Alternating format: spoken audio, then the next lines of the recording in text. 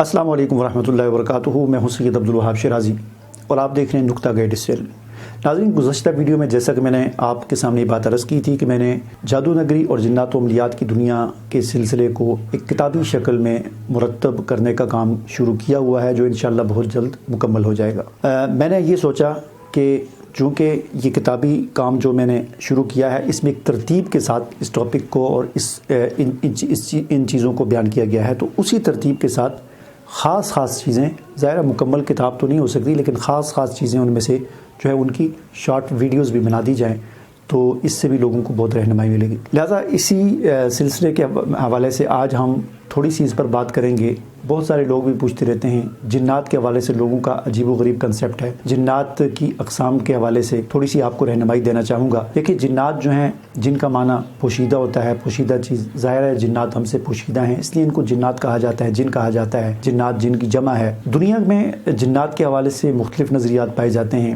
ایسے لوگ بھی ہیں کہ جو جنات کے وجود کے ہی قائل نہیں ہیں، وہ کہتے ہیں جن نام کی کوئی چیز نہیں ہے، وہ اس کے منکر ہیں، بالکل قائل نہیں، یعنی دوسری اقوام میں نہیں، مسلمان اپنے آپ کو مسلمان کہنے والے لوگوں میں سے بعض ایسے نظریات رکھنے والے لوگ ہیں جو جنات کے وجود کے قائل ہی نہیں ہیں۔ لیکن ہمارا دین اسلام، ہماری شریعت، ہمارا قرآن اور ہمارے پیغمبر حضرت محمد مصطفیٰ صلی اللہ علیہ وسلم نے جو تعلیمات ہمیں دیں، ان سے ہمیں یہ پتہ چلتا ہے کہ جنات کے نام سے ایک اللہ کی مخلوق جو ہے وہ موجود ہے، ہماری نظروں سے وہ پوشیدہ ہے۔ یہاں پر میں آپ کو تھوڑی سی ایک ایسی رہنمائی اور ایک ایسا نقطہ آپ کے سامنے بیان کرنے جا رہا ہوں کہ ہو سکتا ہے کہ یہ بات آپ کے لیے نئی ہو، آپ نے اس سے پہلے نہ سنی ہو۔ جیسا کہ میں نے پہلے عرض کیا کہ جن کا معنی پوشیدہ ہوتا ہے، پوشیدہ چیز کو جن کہا جاتا ہے۔ جنات کو بھی جن اس لیے کہتے ہیں کہ وہ ہم سے پوشیدہ ہیں، ہمیں نظر نہیں آتے۔ تو احادیث کے اندر جو جنات کا ذکر ہے، تو جنات سے مراد صرف وہ مخلوق نہیں ہے جنہیں ہم جن سمجھتے ہیں، یعنی وہ تو مراد ہے ہی ہے، لیکن صرف وہی مخلوق مراد نہیں ہے۔ مختلف احادیث کے اندر جو جنات کا تذکر آتا ہے، یعنی جن کے حوالے سے، جنات کے حوالے سے، کسی بھی حوالے سے اس کا جو احادیث کے اندر جتنی بھی احادیث ان میں ذکر آتا ہے، تو ان میں جن سے مراد صرف وہی جنات نہیں ہے، بلکہ جن سے مراد اور بھی جو پوشیدہ چیزیں ہیں۔ مثال کے طور پر ہم جسے جراثیم کہتے ہیں یا جسے ہم وائرس کہتے ہیں آج کل کی جدید زبان میں، جنات سے مراد بھی ہیں، کیونکہ یہ تو سائنسی لفظ ہے، وائرس یا بیکٹیریا یا جراثیم، یہ سائنسی لفظ ہے۔ جدید سائنس جو ہے اس کے اندر یہ الفاظ استعمال ہوتے ہیں۔ تو اس وقت یعنی جب قرآن نازل ہو رہا تھا، حضور علیہ السلام کا زمانہ تھا، صحابہ کرام کا زمانہ تھا، اس وقت نہ بیکٹیریا کا لفظ بولا جاتا تھا، نہ جراثیم کا لفظ بولا جاتا تھا۔ تو یہ چیزیں تو اس وقت بھی موجود تھی، بیکٹیریا اس وقت بھی تھا، وائرس اس وقت بھی تھا، جراثیم اس وقت بھی تھے۔ تو احادیث کے اندر بعض اوقات، بعض احادیث میں بیکٹیریا کے لیے، جرثومے کے لیے، وائرس کے لیے بھی جن کا لفظ بولا گیا ہے، ٹھیک ہے نا۔ تو ہمیں یہ بات ذہن میں رکھنی چاہیے کہ احادیث کے اندر جنات سے مراد صرف وہ مخلوق نہیں ہے جنہیں ہم عام طور پر جنات سمجھتے ہیں، بلکہ اس کے ساتھ ساتھ بیکٹیریا، وائرس، ان چیزوں پر بھی جنات کا اطلاق ہوتا ہے۔ جنات کی اقسام کی اگر بات کی جائے تو احادیث میں ایک حدیث ہے، اس کے اندر 3 اس کی اقسام بیان کی گئی ہیں۔ اڑنے والے جنات جو ہواؤں میں اڑتے ہیں، اور اسی طرح سانپ اور کتے کی شکل میں رہنے والے جنات کے بعض جنات ایسے ہیں کہ جو سانپ اور کتے کی شکل بنا کر ہمارے درمیان موجود ہوتے ہیں، رہتے ہیں ہمارے ارد گرد۔ اور اسی طرح تیسری قسم کی جنات کی وہ ہے جو آباد ہوتے ہیں، جس طرح ہم انسان آباد ہوتے ہیں، قبیلے ہوتے ہیں، ان کے خاندان ہوتے ہیں، ہجرت کرتے ہیں ایک علاقے سے دوسرے علاقے کی طرف، تو وہ انسانوں کی طرح مختلف جگہوں پہ رہتے ہیں۔ اسی طرح جنات کی الگ الگ اقسام بھی بعض کتابوں کے اندر ہمیں ملتی ہیں۔ مثال کے طور پر الغول کے نام سے ایک جن موجود ہے، جو بہت ہی خبیث قسم کا، بہت ہی خطرناک قسم کا جن ہوتا ہے، جو کسی کے ساتھ یعنی مانوس نہیں ہوتا، جنگلوں کے اندر رہتا ہے، مسافروں کو تنگ کرتا ہے۔ اسی طرح جنات کی اگر اقسام کی جائے تو جنات کی اقسام میں سے ایک ولہان نام کا ایک جن ہے، جو سمندروں اور جزیروں میں رہتا ہے اور یہ بھی انسان کو نقصان پہنچاتا ہے۔ اسی طرح جنات کی اقسام میں سے سالات ہے، غدار ہے، اور عفریت کے نام سے ایک جن ہے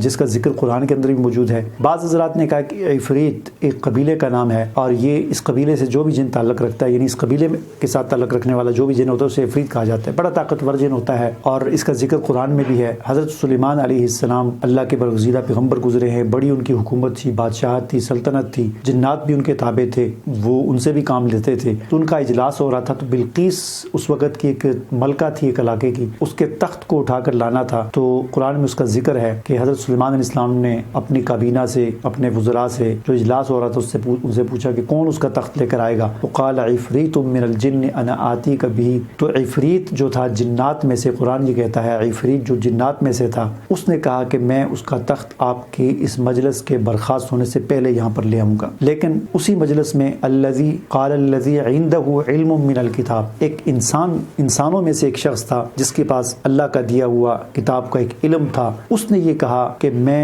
آنکھ جو ہے جھپکنے سے پہلے اس کو یہاں پر لا سکتا ہوں، اور پھر ایسے وہ وہاں پر وہ تخت پہنچا دیا اس نے۔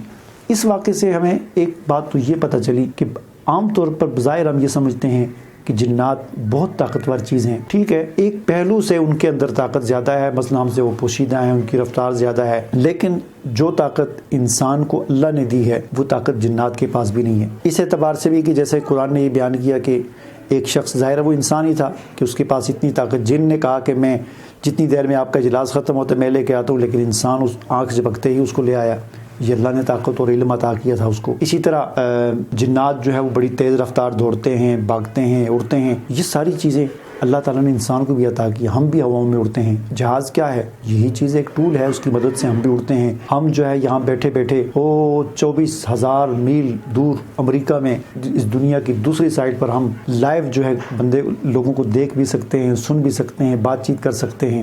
تو یہ طاقت اللہ تعالیٰ نے انسان کو دی ہے۔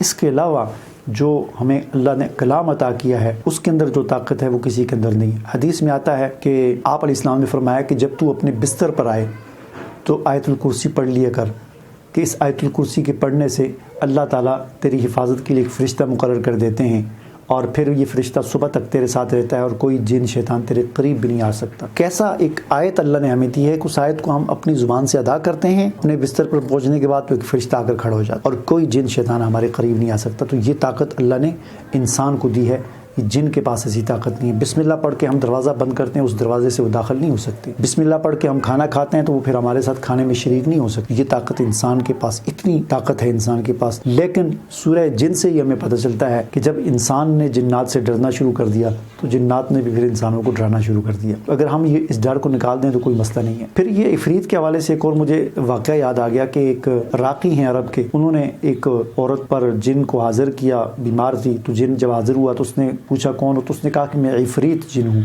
تو وہ عفریت جن تھا، اور اس عفریت جن سے پھر پوچھا گیا کیا کرتے، تو اس نے کہا کہ میری بڑے شیطان نے یہ ڈیوٹی لگائی ہوئی ہے کہ میں ہندوستان کے فلاں کوئی درگاہ تھی، مزار تھا یا کیا تھا، وہاں پر قبرستان تھا، وہاں پر جا کر بیٹھ جاؤں، اور جو لوگ وہاں پر نذرانے اور ہدیے اور یہ چیزیں لے کر وہاں پر پھینکتے ہیں تو میں ان کو غائب کر دیتا ہوں، تاکہ لوگوں کو یقین پیدا ہو کہ ہمارا نذرانہ، ہمارا ہدیہ یہاں پر قبول ہو گیا۔ اسی طرح ایک شخص پر مرگی کے دورے پڑتے تھے، تو وہ شخص اپنے علاج کے لیے کسی عامل کے پاس چلا گیا، غیر شرعی جادوگر عامل کے پاس۔ اس نے آگے سے عامل نے اس کو کہا کہ تم اس کو فلاں درگاہ پر، مزار پر لے جاؤ، وہاں پر جو بھی اس نے کہا سجدہ کرنا ہے یا جو بھی کوئی اس کے نام کی قربانی دینی ہے، غیر اللہ کے نام کی، جو بھی وہ کرو تو اس کی مرگی کے دورے ختم ہو جائیں گے۔ چنانچہ وہ گھر والے اس مریض کو وہاں پر لے گئے اور اسی طرح کیا، اور وہ ٹھیک ہو گیا، اس کی مرگی کے دورے ختم ہو گئے۔ یہ کیا تھا؟ یہ اصل میں شیاطین اور جنات اس قسم کی حرکتیں کرتے ہیں، پہلے ایک آدمی کو تنگ کرتے ہیں اور پھر وہ آدمی اس سے وہ غلط کام کرواتے ہیں، اور یہ جادوگر اور عامل کیونکہ ان کے ساتھ رابطے ہوتے ہیں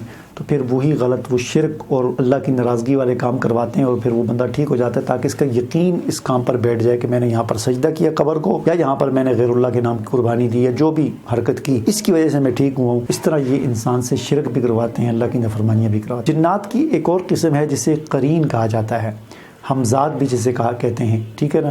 تو یہ قرین اور حمزات، اس کا ذکر بھی قرآن مجید میں موجود ہے، اور احادیث کے اندر بھی اس کا ذکر موجود ہے کہ آپ علیہ السلام نے فرمایا کہ ہر انسان کے ساتھ ایک شیطان جو ہے وہ جن پیدا ہوتا ہے، کا ساتھی ایک پیدا ہوتا ہے، اور پھر اس کے ساتھ رہتا ہے، مردوں کے ساتھ بھی، عورتوں کے ساتھ بھی۔ صحابہ کرام نے پوچھا یا رسول اللہ آپ کے ساتھ بھی؟ فرمایا ہاں میرے ساتھ بھی، لیکن میں نے اسے مسلمان کر دیا۔ تو یہ جو قرین ہوتا ہے ہر انسان کے ساتھ، یہ جس طرح کا انسان کی ایکٹیویٹیز جس قسم کی ہوتی ہیں تو یہ بھی اسی قسم کا بن جاتا ہے۔ اگر انسان غلط چیزوں کی طرف زیادہ مائل ہو تو یہ بھی پھر اس طرح کا ہو جاتا ہے، اور انسان کو بھی پھر اور زیادہ گناہوں کے اندر ملوث کرتا ہے۔ اور اگر انسان ہمت کر کے، طاقت کے ساتھ، حوصلے کے ساتھ اگر نیکی کی طرف مائل ہو جائے، اپنے آپ کو نیکی والے راستے پر چلائے، تو پھر یہ بھی انسان سے مغلوب ہو جاتا ہے، انسان پر غالب نہیں آتا، مغلوب ہو جاتا ہے، اور پھر انسان پر اس کا اتنا وہ بس نہیں چلتا۔ بہرحال انشاءاللہ آگے مزید اس ٹاپک پر بات ہوتی رہے گی۔ مجھے اجازت دیجیے، اللہ حافظ۔